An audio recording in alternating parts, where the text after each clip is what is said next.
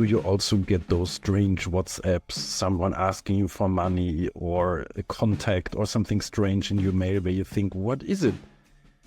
Yeah, AI scams get more and more sophisticated. While in old times those mails were handmade, now AI can use them at scale. To talk about those risks, I invited Yuri Dvoinos from Aura to talk about all the risks involved with somebody trying to scam you for your money or your identity even.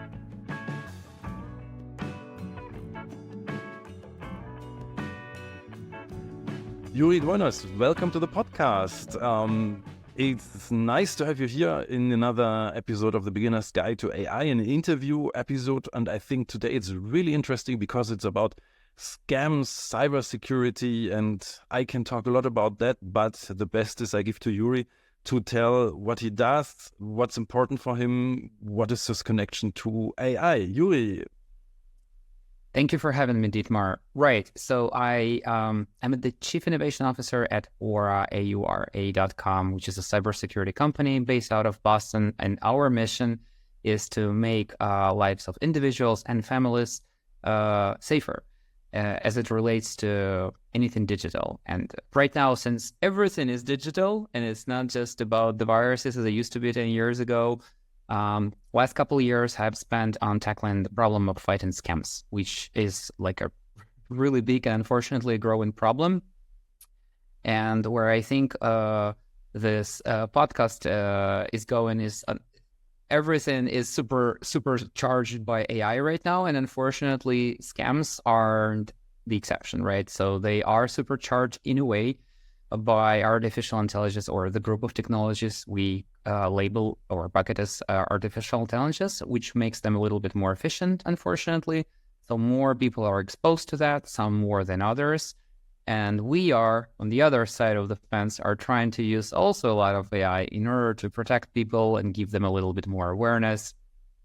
Part of the things we learned is that no matter how great your tools or technology software products are, there is always this component of just awareness. So part of my mission and what I'm doing is I'm spreading the word about the cybersecurity risks for both businesses and consumers. And I'm really passionate about sharing all the latest research and all the latest things in the cybersecurity world, so people can be aware of what those are, and also what are the practical steps to protect from those. The practical, I want to directly dive into the practical stuff there. That's a good point. Could you give an example of a typical scam that is happening today and endangering us? 100%. So scams are happening across almost every single communication channel, and it's essentially the nature of the goal behind any scam is to impersonate someone you trust, make you believe that you have a problem you need to solve, and then extract some sort of value out of this communication. So in a way, scammers are not trying to hack your tech. They're not trying to hack your phone. They're not trying to hack your computer per se. What they're trying to hack is you.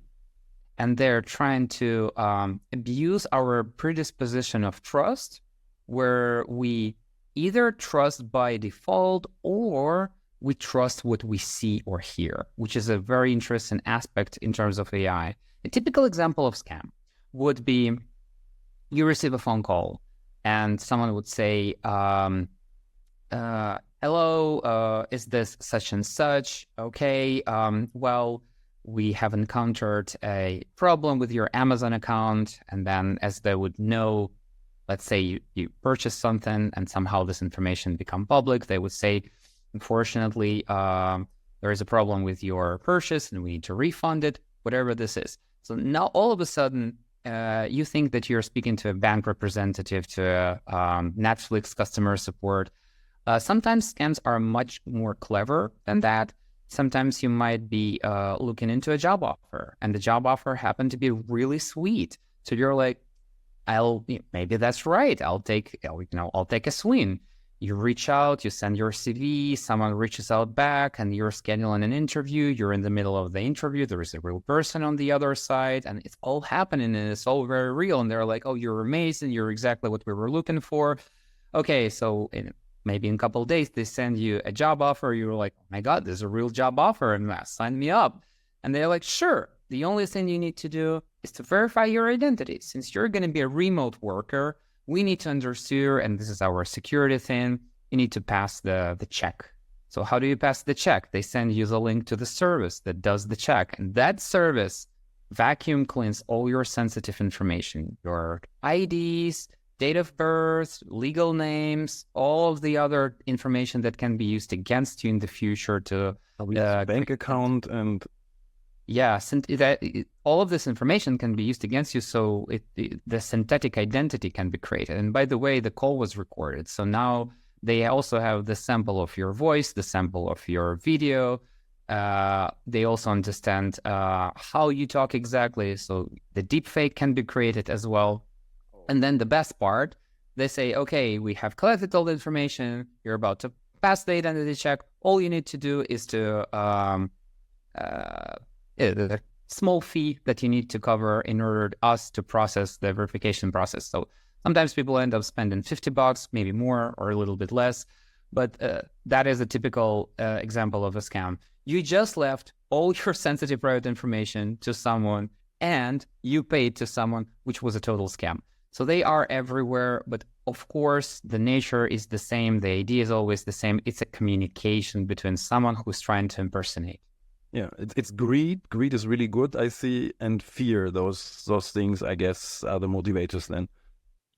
Yeah, sometimes scams are so a variety of scams is truly remarkable. There are proactive scams when people are reaching out to you proactively. There are some sort of like passive scams, like the job offer. They post it somewhere and just sits and waits for someone to buy it, if you will. But some of the scams are targeted. So up until now, we were discussing a very mass market sort of scams. Some of the scams are not being sent to massively. They're being tailored to one specific or several small group of specific individuals. This is where it comes, this is where the business aspect or a B2B sort of dynamics comes in, where if you understand who's the context or personal information of your senior executive leadership team, and you're trying to impersonate a CEO, and all of a sudden, let's say you have 10 executives sitting on your company, and at the same time, they receive a message from an unknown number saying, hey, this is your CEO. We're in the middle of a huge problem. I'm reaching out directly because we need your help. Just click here and let me know what do you see. The chances that people are going to click are high. Now, if you factor AI in, what we're seeing, the first thing, how AI makes those scams a little bit more efficient is that if you know how CEO texts, if there's any public sample of written communication of a person, it is so easy to ask a large language model to mimic their writing style. It's almost like just write a message that says that in their style. And the large language model immediately rewrites that. All of this is completely automated. All of this is very efficient from a technological perspective, and most importantly, cheap. The access to AI become quite democratized, so anyone can use that in a very, very easy way. So we see that. But from there, it gets more interesting, because if you had a sample of a voice of your CEO, now not only you can send a text message, but you can also send an audio message. So imagine how powerful that is. Imagine like a WhatsApp message that you receive from the CEO, and there is also an audio message that says, hey, I just wanted to send you a quick audio message. This is really important to me, so just do this now. And how many people know about how that is so easy to fake voice now, and even video? I mean, that could be like he could make it like looks like a phone video or whatever. Yeah, the voice. So what they do with the voice, the way they mimic the voice, they create a custom voice synthesizer. So which is essentially mimics our, the pitch, all those nuances that create our unique voice pattern. You do not need a large sample. It used to be like you need to really have a large sample. Now you might need, so just to put this in perspective, as little as 20 seconds of someone speaking, sometimes like less than a minute, in order to come up with a sort of decent result. That I get from everyone. I mean, I just have to, if I somehow have the telephone number, I talk to them and sorry, wrong line, and is it this? And I get then 20 seconds of voice from the person. Yeah, so your voice is already out there. It's you don't need to protect it. And the voice synthesizers are still not coming out as clear and perfect. So in most of the cases, if you know the person really well, you would still feel there's something off. However, the scammers, typically they add a lot of background noise. So think about loud street, or think about, you're in traffic somewhere, some sort of background traffic. So now you're not sure, because the background noise really mimics all the imperfections of the voice synthesizer. And I think it sounds really familiar. So now you're not sure if something is off or if this is just a background noise. And then, of course, a very, very common sign of a scam, or a trigger, if you will, it's a pressure tactic and sense of urgency. The moment someone is says to do something now, it's immediate, it's, requires your attention right now. That is the first sign, and my practical advice to people not to do that, because that is probably something that requires extra check. And that is the second practical thing that I always recommend someone. Your best friend social media account can be hacked, and you're not quite sure if you are chatting with that exact person. And there's also no chance you can double check if the account is compromised any given time or not. So and you don't need to. So anytime that someone is sending you a weird request, and when I say weird request, it's literally two things. It's either click on a weird link, like I'm in the middle of the competition, I need you to send me something, anything like link clicking activity, or something that requires you to do a financial incentive, send you money, something tangible. Immediately don't be caught off guard and reach out over the second channel of communication. So for example, if someone DMs you over the Insta, okay, pick up your phone, call the number and say, hey, I just got this weird message from you. Are you all right? Just want to check on you. Is everything okay? Do this over the WhatsApp. Do this over the other channel. It is very difficult to compromise several channels at the same time. It rarely happens. Of course, it can happen, but it reduces the chances of you being scammed dramatically. And this is a very easy, practical, free thing you can start doing, and you're going to be so much better off.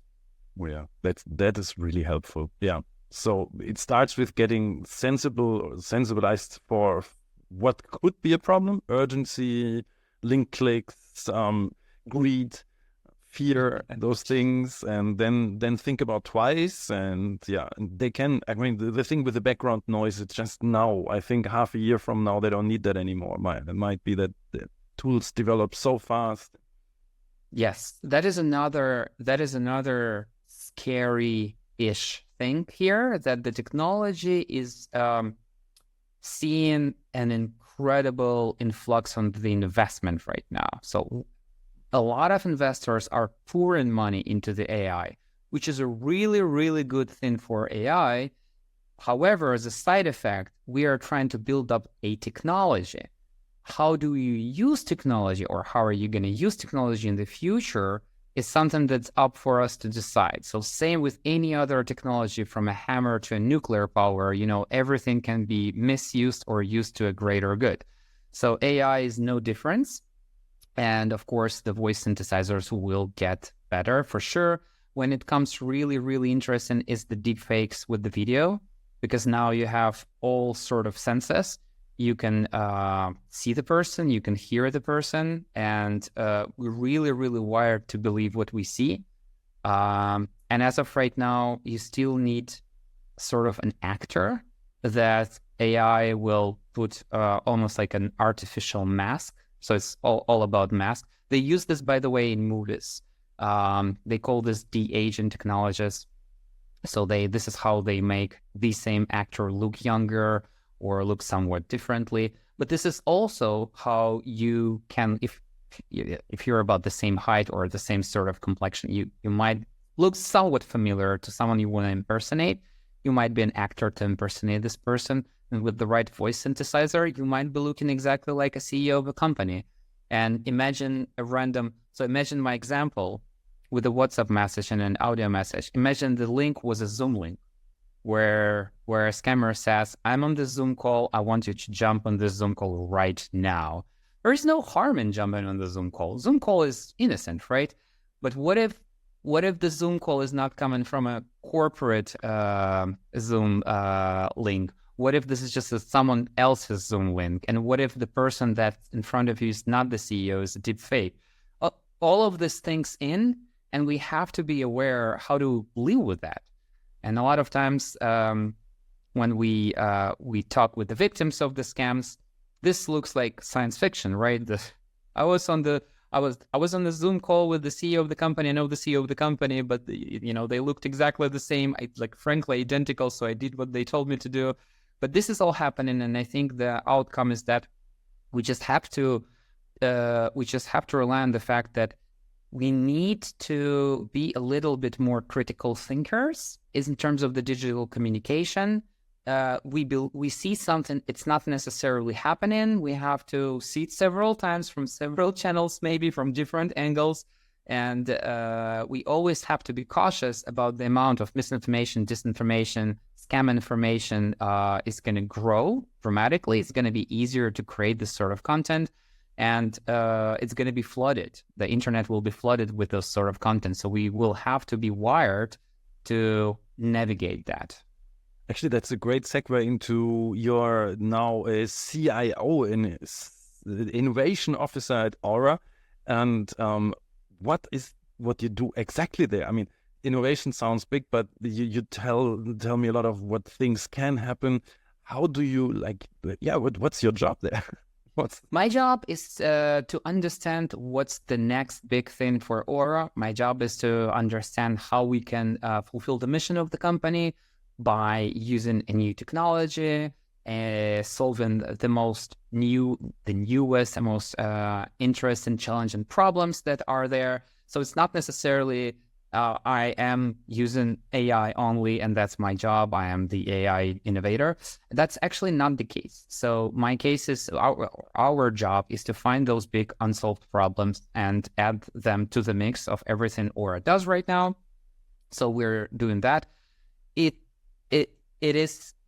I'm not going to be incorrect if I say that AI does help a lot by building like a very efficient technologies. And of course, our strategy is to come up with almost like AI companions for every single communication channel. So, for example, if you have a message from an unknown number, text message from an unknown number, we have an AI companion that understands the risk factor. And if we believe it's risky, we move this to the junk folder. Where it gets better, we do the same thing with phone calls. So we take all unknown phone calls on your behalf and we screen them. We understand the intention of the call. We analyze a whole bunch of different factors that AI can include in nature of the conversation.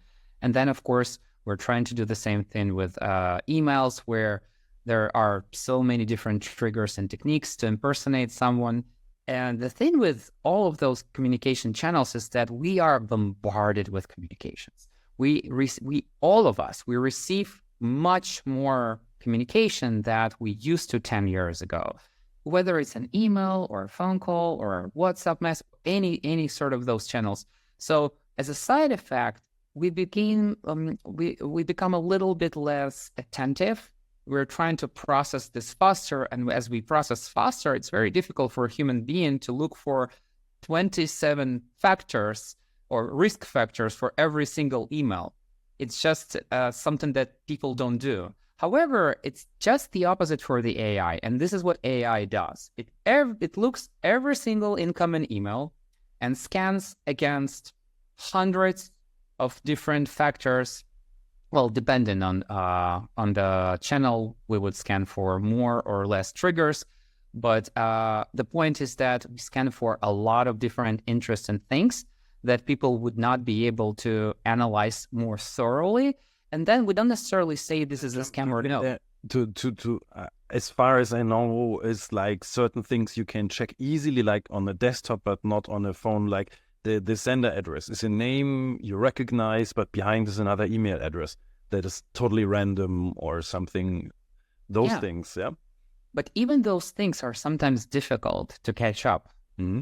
Especially if you do that on a mobile phone, people don't see what's behind the address. That is one thing, yeah. So, yeah. And this is just one technique. And there are so many of those techniques. So you might be having a very legitimate conversation over the email, and the conversation might be hijacked, where all of a sudden, in the same thread, you're chatting with a different email, but you still believe you're chatting with those legitimate email you've been chatting before. It is a little bit crazy, but at the same time, ironically, it's so easy for AI to pick those up. So easy. So what we're trying to come up with, and philosophically, we're trying to come up with a risk score, almost like a communication risk score. Here, this seems legit. This seems like really risky. Here is why.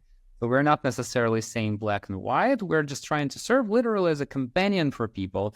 And in such a way, we're also trying to position ourselves as a technology that educates consumers. So all our users are like, there is a risk factor. Here's the risk factor. So they are constantly aware that everything might be risky. Here are the risk factors, and you have to look for them in a way. So we like this aspect of the technology a lot. Wow, that's good. This is like going to the beach and you have those different flags there, and the red flag, if you see it, then you know, okay, you can still open it, but make a decision about it. Yeah, that's really making sense. And because to focus, it's basically one number or one color or whatever. And so the people know what to open or where to be. I mean, this is the problem. This is what you said with scammers. They mostly... I remember those things where people say to me, why didn't you ask before? Yeah, because I didn't think about it. And that is where you come in and make a step and say, okay, please now ask, and then turn on your brain. Like this the typical Kahneman thing, quick thinking, slow thinking. And if you're in the quick thinking mode, then you just open the mail, click, because you think it's, yeah. The dynamics, again, it is easier. We got to the point where it's easier to hack human brains or us rather than the technology. And this, I think, is the major vector of attack for most of the scams. And again, they're happening across the board. We used to see a lot of scams with impersonate and be more like a corporate scams, enterprise targeting scams. And now we see that those are happening across the board with just regular people. My assumption or hypothesis is that the technology got to the point where it's, again, cheaper to be utilized more massively or more commonly. And I think this is not going to get better, unfortunately. I think we all should be aware of the risk and a little bit rewire ourselves and learn how to live with that.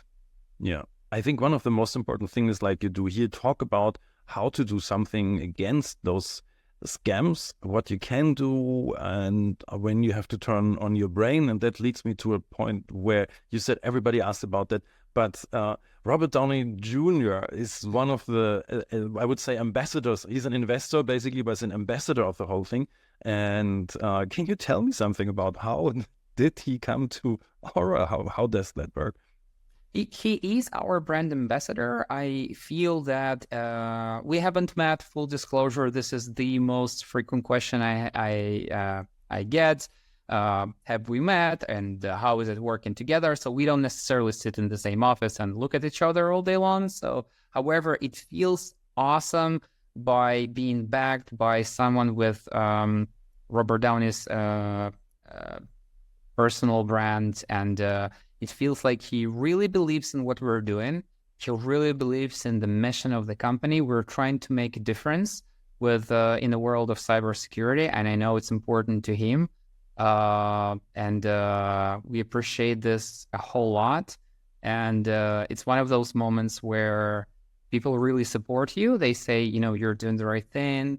Keep doing what you're doing. We guys really grateful for all the stuff that you're building, and this is something that keeps you keeps you up at night and gives you this satisfaction of, what you're doing is really meaningful.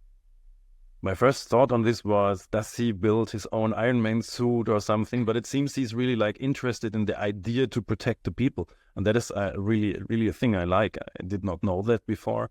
But for everybody who's listening to the podcast, go to the Aura website. There's a small video with him that is quite funny of the situations you can come into and where you need someone. And he and plays really a good like let's just look at the video. Go to the website. It's really fun. Don't spoil anything here. Yeah. Coming to another side of the AI topic. I'm curious. You use AI a lot. Do you use ChatGPT or some bot like this? All the time. The answer is all the time. Yeah. Well, we can nerd out about which large language model people like more, whether it's GPT or something else. But large language models are extremely powerful. And I think there is no shortage of jobs or things, activities that we do on a daily basis that they can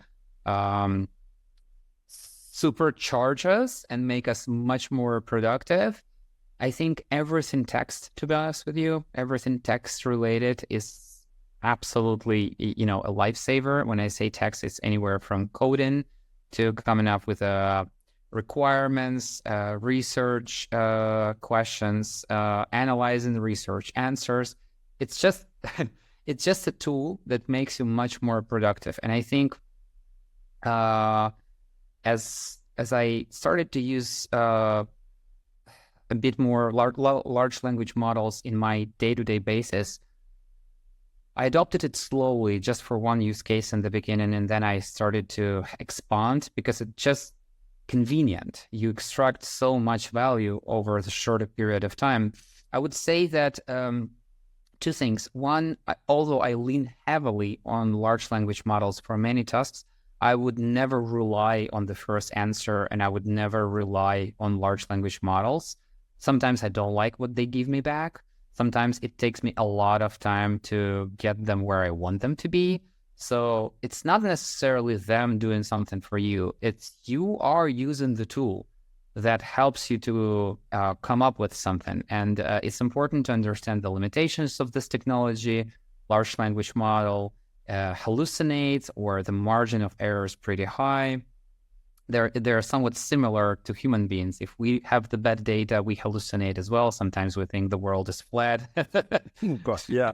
Yeah, so this is a good example of hallucination. It happens with some famous people in the world, unfortunately. It happens to large language models as well.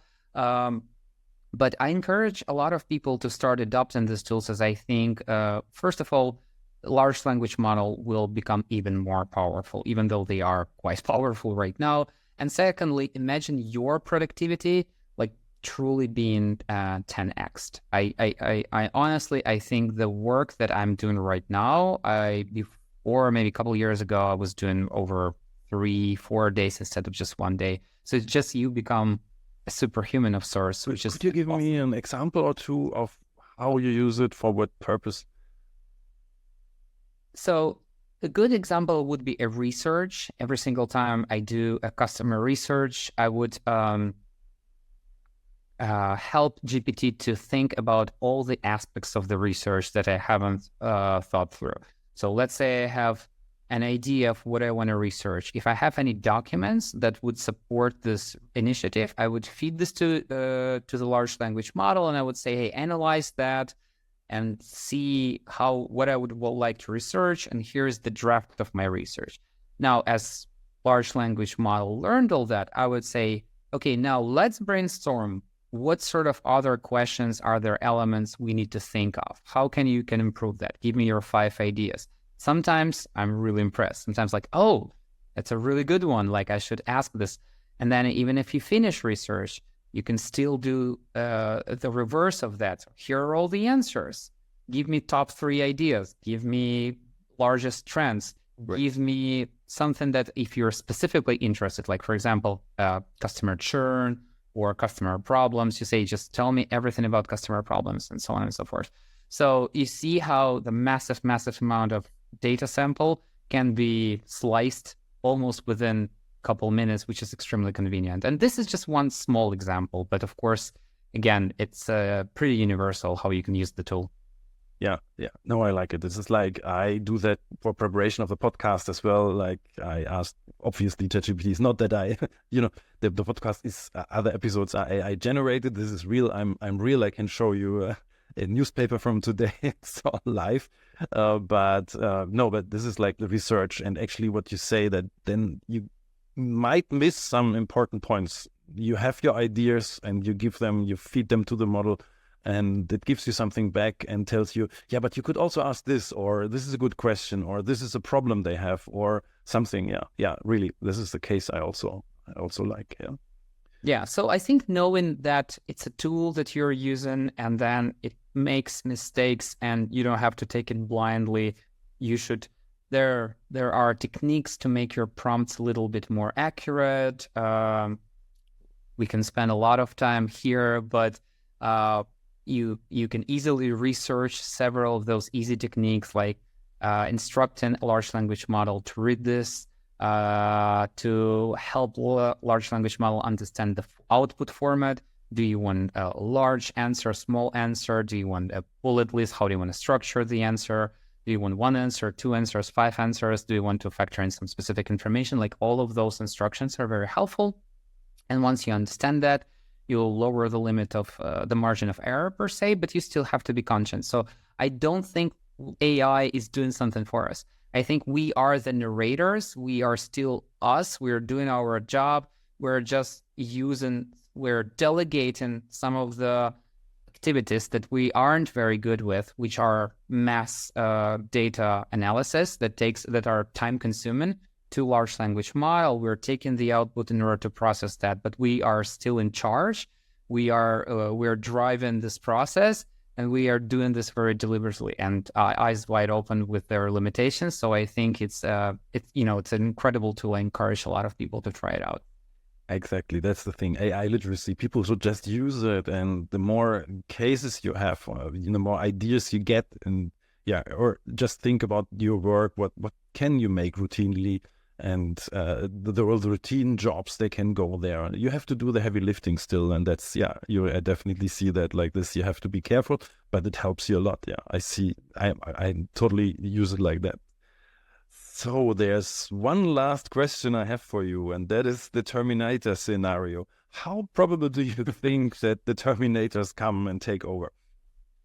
So when you say the Terminator scenario, do you think the robots are coming from the future, or do you think the Skynet? The AI is somehow taking over control over us humans and puts us in zoos, or just eliminates us.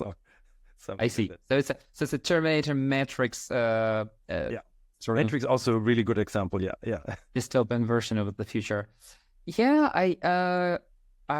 Here's my answer. I think it's up to us to decide. So if the technology happens to fall in the wrong hands, it will follow the instruction and the will of someone with the bad intention. So it's important to regulate. It's important to control it. Just with military technology and any other technology, I don't believe AI by itself will create some sort of chaos, and we're so far off from the Terminator scenario, even if it was in the wrong hands. However, I fundamentally believe that we are in charge of our own destiny, and depending on what do we tell, how do we steer this, and how do we regulate this, we can go one way or the other. And maybe Terminator is a little bit on the extreme spectrum, but it definitely can be more or less dark. And it's up to us to be in charge and to drive that. That's great. Yeah. So it's possible, but not probable. Would you say that? Yes. Not now. Yeah. Okay. Not now. That's also important. Yeah. So people don't need to be afraid just now, but regulation and stuff one has to think about. Great. Thanks for the interview. It was really enlightening. So tell us, where can we find you? Where can we read more about Aura? What can you give us there? Yeah, I'm happy to stay in touch over the LinkedIn. You can find me Yuri Dvoinos, YURI DVOINOS. I'm again happy to stay in touch there. If you would like to learn more about Aura, you can learn on the aura.com, aura.com. And yeah, thank you for having me, Dietmar. It was a pleasure. So have a nice day, and people at the home screens or at the headphones, think about your cybersecurity, think about scams, and think twice before you click something. And yeah, then again, thank you, Yuri, and bye. So Yuri brought us some great insights on how to secure your personal life, your business life against scams. And they are on all channels. I mean, I get WhatsApps with scams and in Facebook and wherever. So I will put a lot of stuff in the show notes, also the contacts to where can you reach Yuri, Aura, and where you can follow them. I hope you are safer after this interview. Thank you for listening. See you, hear you in the next episode of The Beginner's Guide to AI. Signing off, Dietmar from Argo.Berlin. Don't forget to get the newsletter, argoberlin.com/newsletter. You can inscribe and get some nice information from me.